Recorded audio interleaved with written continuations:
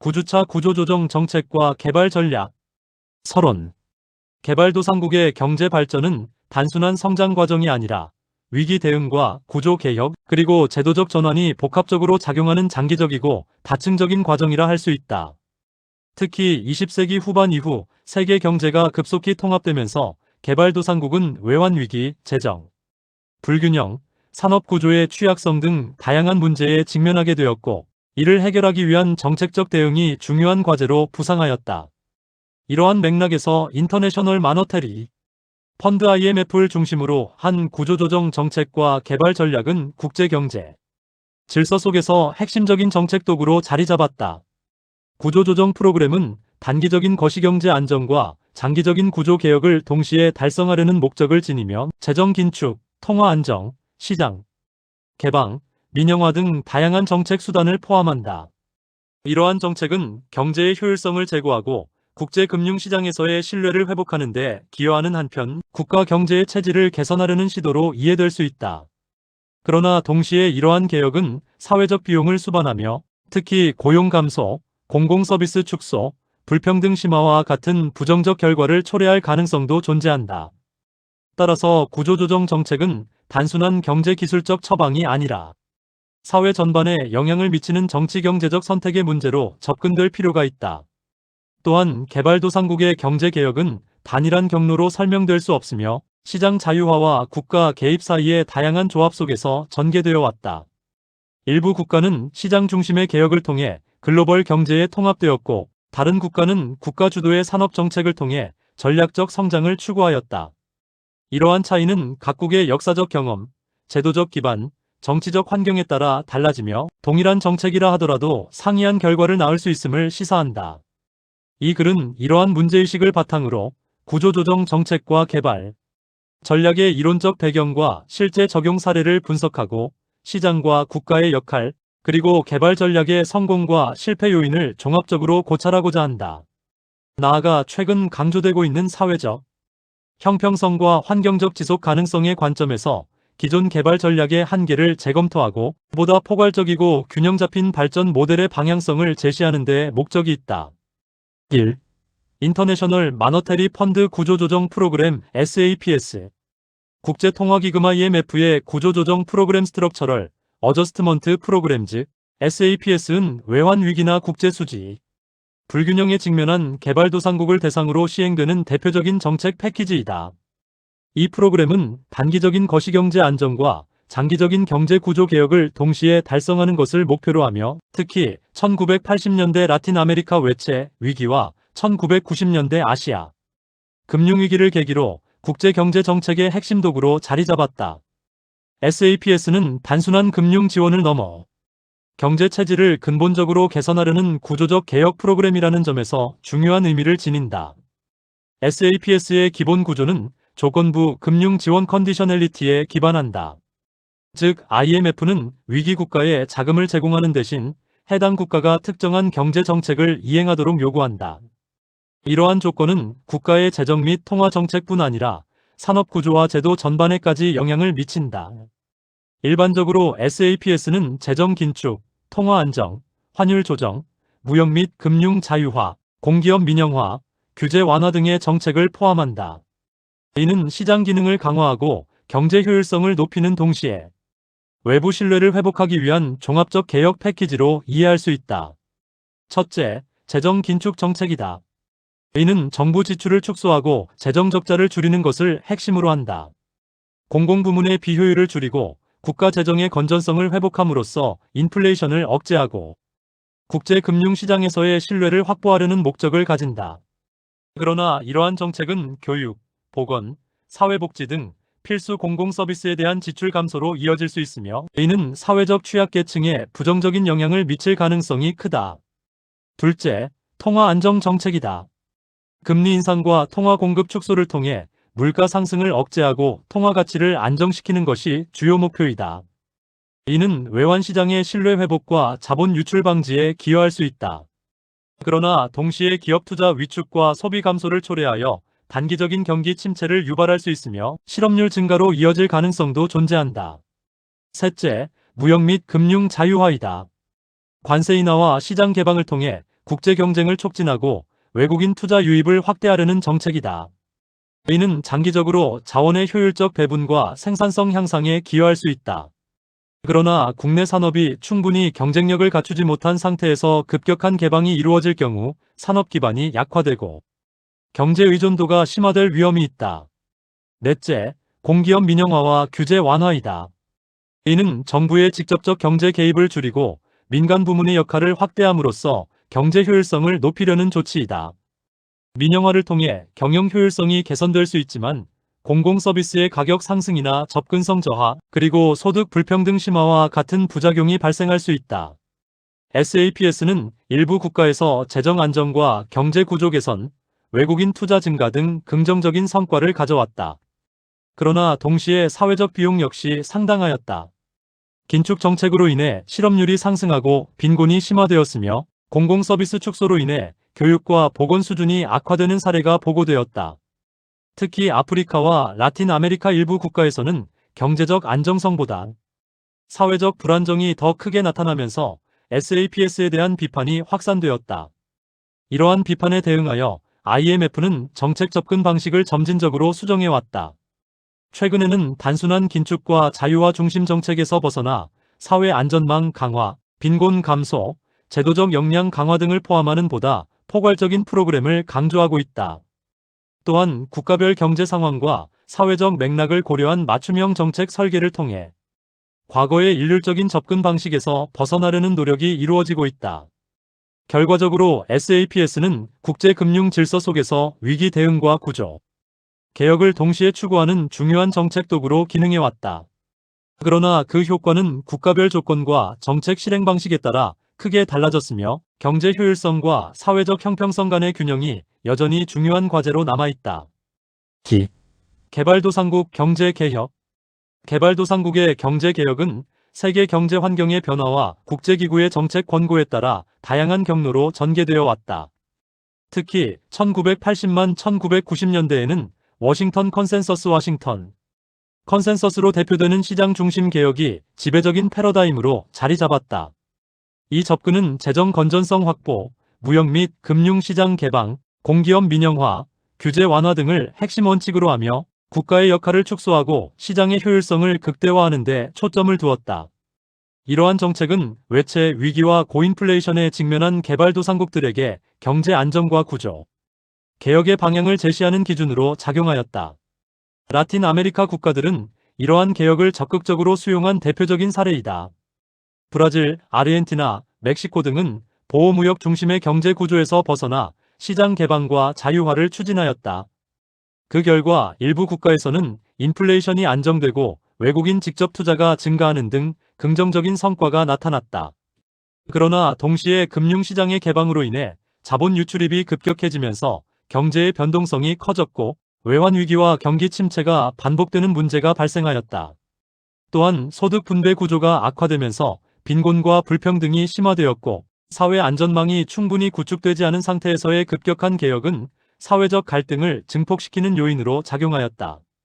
동유럽 국가들은 사회주의 계획 경제에서 시장 경제로 전환하는 과정에서 보다 급진적인 개혁 전략을 채택하였다. 충격요법 샤크 세러피라 불리는 이 접근은 가격 자유화, 국영기업 민영화, 금융 시스템 개혁을 단기간에 동시에 추진하는 것을 특징으로 한다. 이러한 개혁은 시장 경제 체제로의 신속한 전환을 가능하게 했지만 초기에는 생산 감소, 실업 증가, 물가 상승 등 심각한 경제적 충격을 초래하였다. 특히 사회보장 체계가 충분히 마련되지 않은 상황에서 개혁이 진행되면서 국민 생활 수준이 급격히 하락하는 문제가 발생하였다. 일부 국가에서는 이러한 경제적 어려움이 정치적 불안정과 사회적 갈등으로 이어지기도 하였다. 반면 동아시아 국가들은 점진적이고 국가 주도의 개혁 전략을 통해 비교적 안정적인 성장 경로를 구축하였다. 한국, 대만, 싱가포르 등은 정부가 산업 정책을 통해 특정 산업을 전략적으로 육성하고 수출 중심의 성장 모델을 추진하였다. 이들 국가는 교육과 기술 개발에 대한 지속적인 투자를 통해 인적 자본을 강화하였으며 이를 바탕으로 글로벌 시장에서 경쟁력을 확보하였다. 또한 금융시장과 자본 이동을 단계적으로 개방함으로써 외부 충격에 대한 대응 능력을 높였다. 이러한 전략은 동아시아 발전 모델로 평가되며 개발도상국의 성공적인 산업화 사례로 널리 연구되고 있다. 최근 들어 개발도상국의 경제개혁 방향은 단순한 시장 자유화에서 벗어나 보다 포괄적인 제도적 접근으로 확대되고 있다. 법치주의 확립, 부패 방지, 투명한 행정, 시스템 구축 등 거버넌스 개선이 중요한 정책 과제로 부상하고 있으며 이는 경제 성장의 지속 가능성을 확보하는 데 필수적인 요소로 인식되고 있다. 또한 교육과 보건에 대한 투자 확대, 디지털 경제로의 전환, 환경 지속 가능성 확보 등 인간 중심의 발전 전략이 강조되고 있다. 이러한 변화는 경제 성장뿐 아니라 사회적 포용성과 환경적 지속 가능성을 동시에 달성하려는 노력으로 이해할 수 있다. 결과적으로 개발도상국의 경제개혁은 단일한 모델로 설명될 수 없으며 각국의 역사적 사회적 맥락에 따라 다양한 형태로 전개되어 왔다. 성공적인 개혁은 단순한 정책 도입이 아니라 제도적 기반, 정책 실행 능력, 그리고 사회적 합의를 바탕으로 이루어졌다는 점에서 중요한 시사점을 제공한다.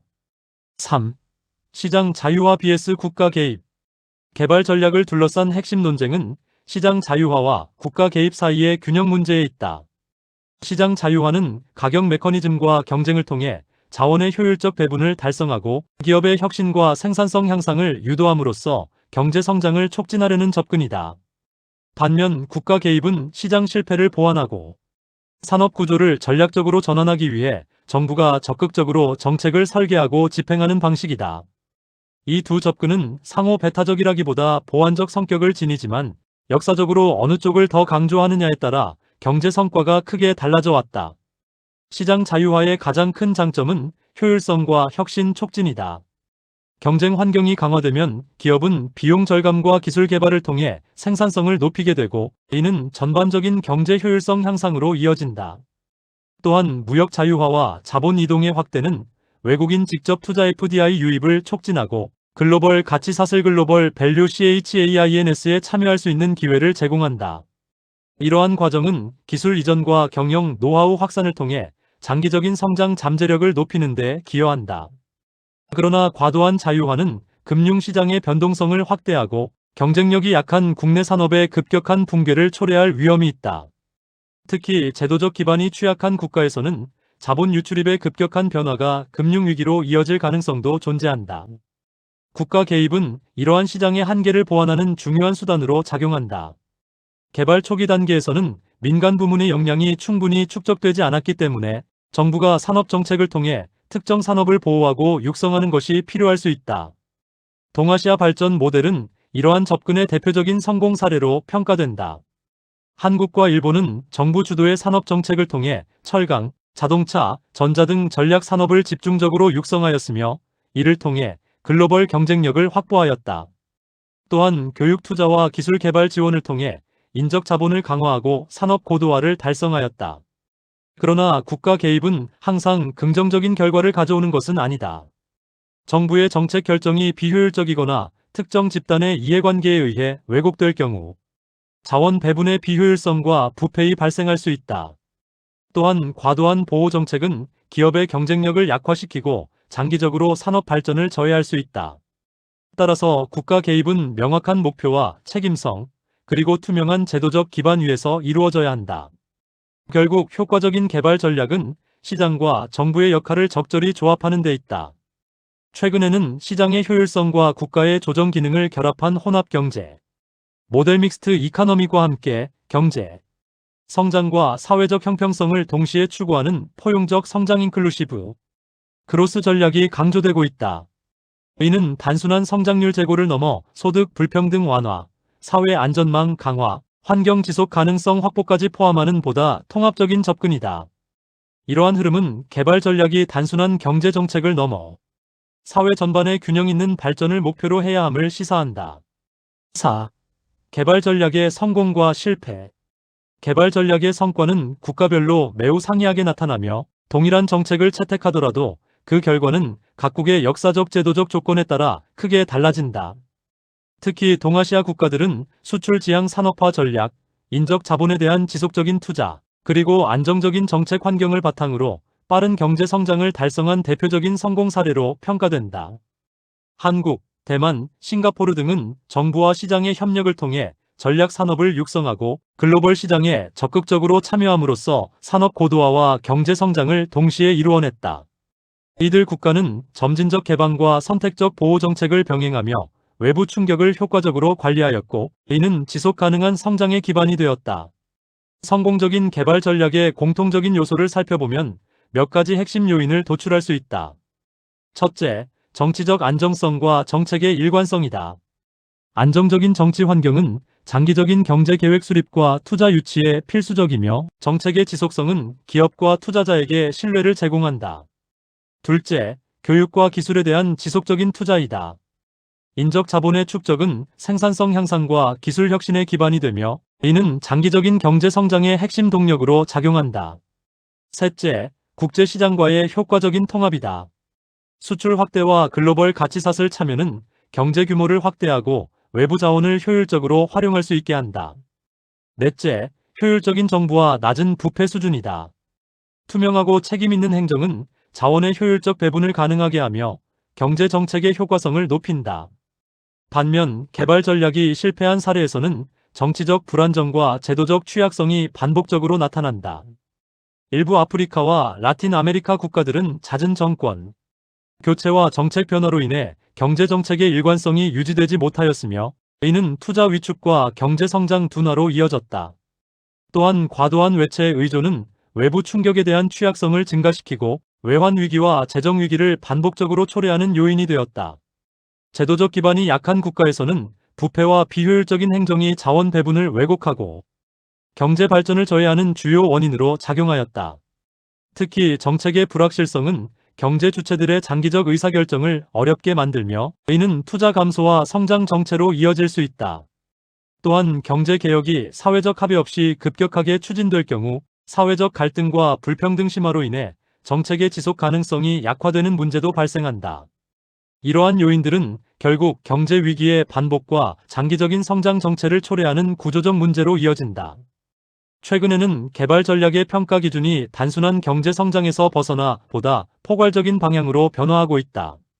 환경 지속 가능성과 사회적 포용성이 중요한 요소로 부상하면서 경제 정책은 성장뿐 아니라 불평등 완화, 환경 보호, 삶의 질 향상까지 고려해야 하는 과제로 확대되었다.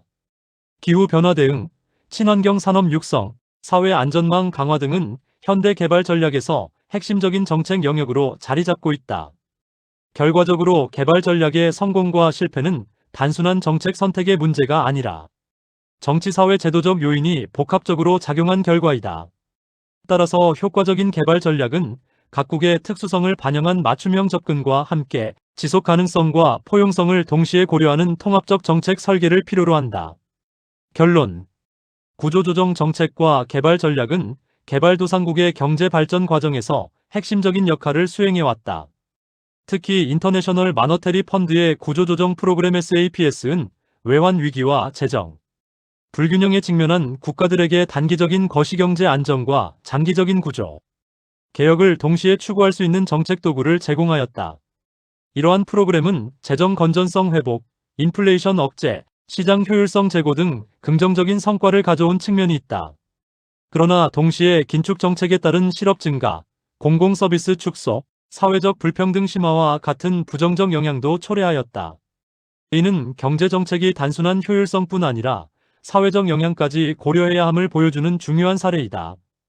개발도상국의 경제 개혁은 시장 자유화와 국가 개입 사이의 긴장과 조화를 중심으로 다양한 방식으로 전개되어 왔다.